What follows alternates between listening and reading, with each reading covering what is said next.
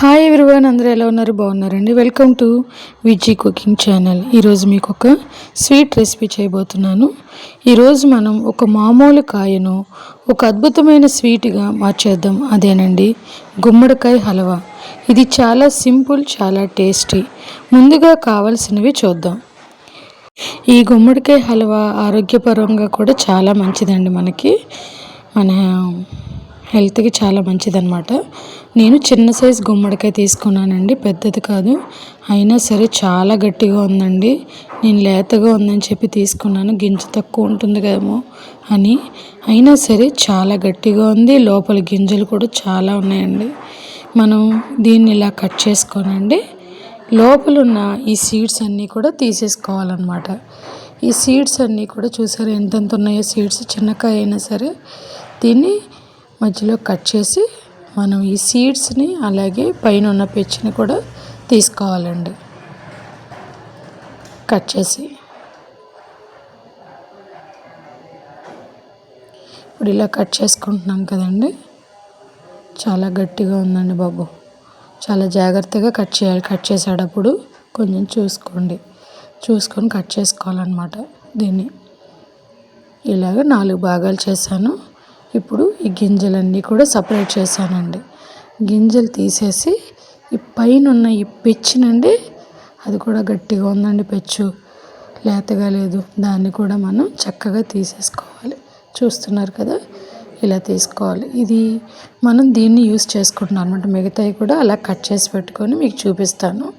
చూస్తున్నారు కదా, ఇదిగో ఇలాగా మనకి ఖండం కావాలండి. గింజలు పైన ఉన్న తొక్క తీసేసి వీటితోటి మనం ఇప్పుడు తురుముకుందామండి. దీన్ని ఒక గిన్నెలో పెట్టుకొని ఈ ప్లేట్లోనే మనం తురిమేది పెట్టుకోనండి. ఇందులో తురిమేసుకున్నాను. తురిమే దాంట్లో కూడా నేను పెద్ద బెజ్జాలది తీసుకున్నానండి.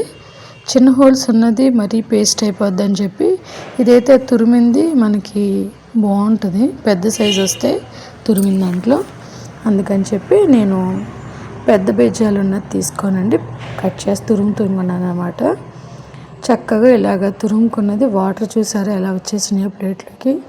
తురుముతున్నప్పుడు చాలా వాటర్ వచ్చినాయండి. మనం ఇప్పుడు స్టవ్ వెలిగించి బాండి పెట్టుకొని అందులో 2 కప్స్ నెయ్యి వేసుకుందాం. 2 స్పూన్స్ అండి. 2 కప్స్ కాదు, 2 స్పూన్స్ నెయ్యి వేసుకొని మనం ఇందులో డ్రై ఫ్రూట్స్ వేయించుకుందామండి. నేనైతే జీడిపప్పు తీసుకున్నాను. మనకి ఏవి అవైలబుల్గా ఉంటాయో అవి బాదం పప్పు కానీ, జీడిపప్పు కానీ, కిస్మిస్ కానీ, ఇంకా వాల్నట్స్ కానీ మన ఇష్టం అనమాట. డ్రై ఫ్రూట్స్లో ఏదైనా వేపించుకోవచ్చు. నేనైతే జీడిపప్పును తీసుకున్నానండి. దీన్ని ఇలా ఫ్రై చేసుకుంటున్నాను. అలాగే పుచ్చపప్పును కూడా తీసుకున్నాను, అది లాస్ట్లో వేస్తాను. అయిపోయిన తర్వాత ఇది కొంచెం బ్రౌన్ కలర్ వచ్చేదాకా వేపించుకొని, చూస్తున్నారు కదా, మాడకూడదండి, కలుపుకుంటూ ఉండాలి దగ్గరుండి. ఇప్పుడు ప్లేట్లోకి తీసేసుకుందాం. చూసారా మంచి కలర్ వచ్చినాయి.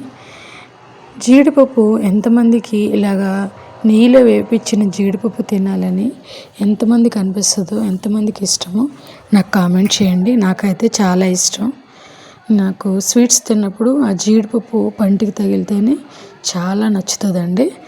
ఇప్పుడు మనం తురుము పెట్టుకున్న ఈ గుమ్మడికాయ తురుముని ఏదైతే నెయ్యి ఉందో, జీడిపప్పు వేపించిన నెయ్యిలోనే ఇది కూడా వేసేసుకోవాలన్నమాట. వేసుకొని దీన్ని బాగా కలుపుకోవాలి. తురుము చూసారా ఎలా ఉందో, దీన్ని బాగా కలుపుకోనండి. దీన్ని మగ్గనివ్వాలి. నెయ్యిలో బాగా మగ్గి అది ఉడుకుతుందండి, పేస్ట్ అయితే అవ్వదు.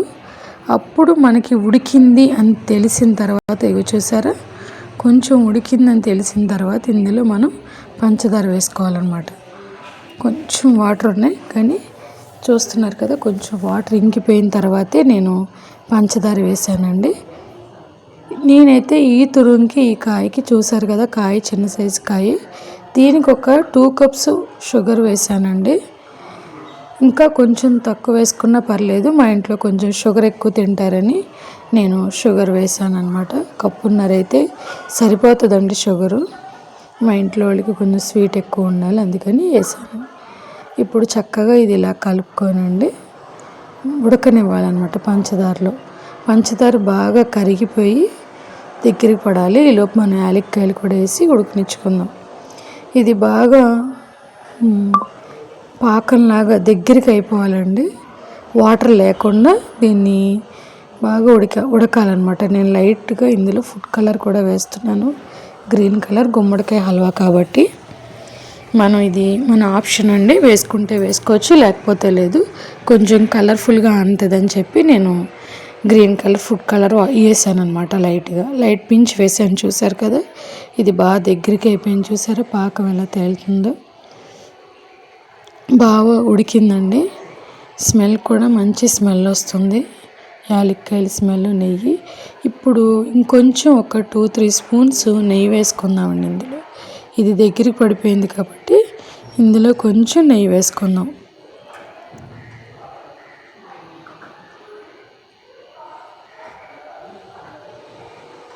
ఈ నెయ్యి వేసుకున్నాను కదండి, ఇంకొంచెం దగ్గర పడిన తర్వాత ఇందులో మనం ఏదైతే జీడిపప్పు వేపించి పెట్టుకున్నామో అందులోనే కొంచెం పచ్చిపప్పు కూడా వేసుకొని కొంచెం ఇందులో వేసేసుకున్నాం. రెడీ అయిపోయినట్టేనండి రెసిపీ. చాలా టేస్టీగా ఉండే గుమ్మడికాయ హల్వా. చాలా ఈజీ రెసిపీ, చాలా బాగుంటుందన్నమాట. నచ్చినట్టయితే మీ అందరికీ ఒక్కసారి ఇలా ట్రై చేసి చూడండి, మీరు కంపల్సరీ కూడా మీకు బాగా నచ్చుతుంది. ఈ వీడియో ఇప్పుడే మీకు నచ్చినట్టయితే లైక్ చేసి, షేర్ చేసి, కామెంట్ చేయండి. Please subscribe my channel. Thank you so much.